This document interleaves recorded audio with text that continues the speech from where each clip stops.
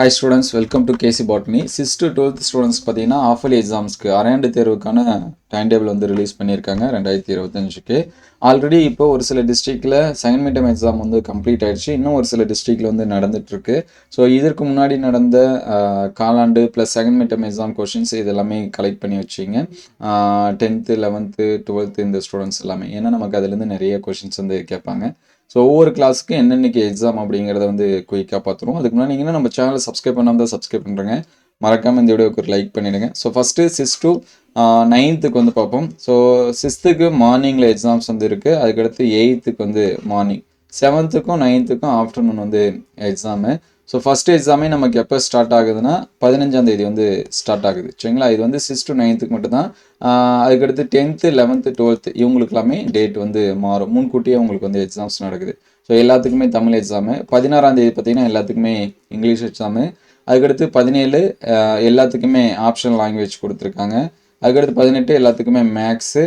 19 எல்லாத்துக்குமே physical education. 22 எல்லாத்துக்குமே science. அதுக்கடுத்து 23 பார்த்தீங்கன்னா எல்லாத்துக்குமே சோசியல் சயின்ஸ். ஸோ இதோட 6th to 9th எக்ஸாம்ஸ் வந்து முடியுது.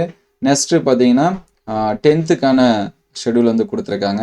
ஸோ 10th மார்னிங்கில் எக்ஸாம்ஸ் வந்து ஸ்டார்ட் ஆகுது. 9:45 to 1 o'clock வரைக்கும் நமக்கு வந்து காலண்டரில் நடந்த மாதிரி தான். ஈவன் பப்ளிக் எக்ஸாம்ஸில் இந்த மாதிரி தான் நமக்கு வந்து நடக்கும். ஸோ ஃபஸ்ட் எக்ஸாம் நமக்கு வந்து 10ஆம் தேதியே ஸ்டார்ட் ஆகுது. ஃபஸ்ட்டு தமிழ் கொடுத்துருக்காங்க. அதுக்கடுத்து 12ஆம் தேதி இங்கிலீஷு. 15ஆம் தேதி மேக்ஸ் கொடுத்துருக்காங்க.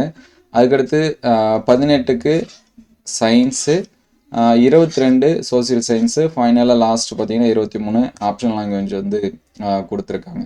ஸோ ஹாஃப் இயர்லிக்கு அடுத்தடுத்த வீடியோவில் நம்ம வந்து ப்ரீவியஸ் இயர் கொஷின்ஸு, முக்கியமான கொஷின்ஸ் எல்லாமே அப்டேட் பண்ணுவோம். அது எல்லாமே வரணும்னா 10th ஸ்டூடெண்ட்ஸ் வந்து ஒரு லைக் அண்ட் சப்ஸ்கிரைப் பண்ணுங்கள்.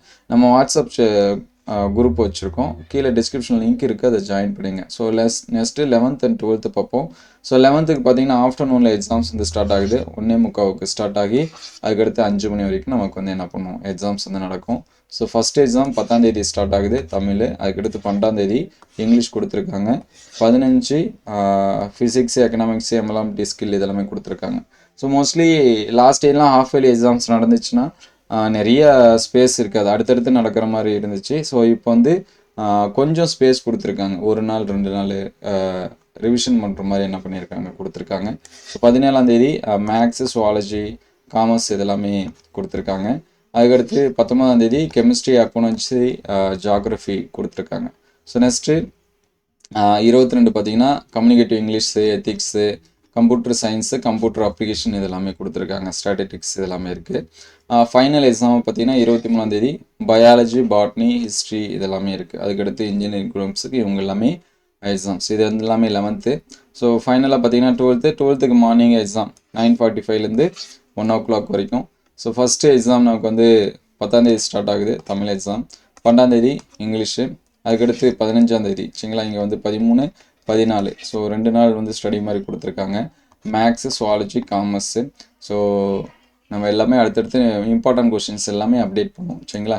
அதுக்கடுத்து 14ஆம் தேதி பார்த்தீங்கன்னா கெமிஸ்ட்ரி, இதுக்கு 16 ஒரு நாள் மட்டும் தான் ஸ்டடி கொடுத்துருக்காங்க. அதுக்கடுத்து 18ஆம் தேதி ஸ்டடி ஃபிசிக்ஸுக்கு. 19ஆம் தேதி வந்து எக்ஸாம்ஸ் வந்து கொடுத்துருக்காங்க. எக்கனாமிக்ஸ் இதெல்லாமே இருக்குது.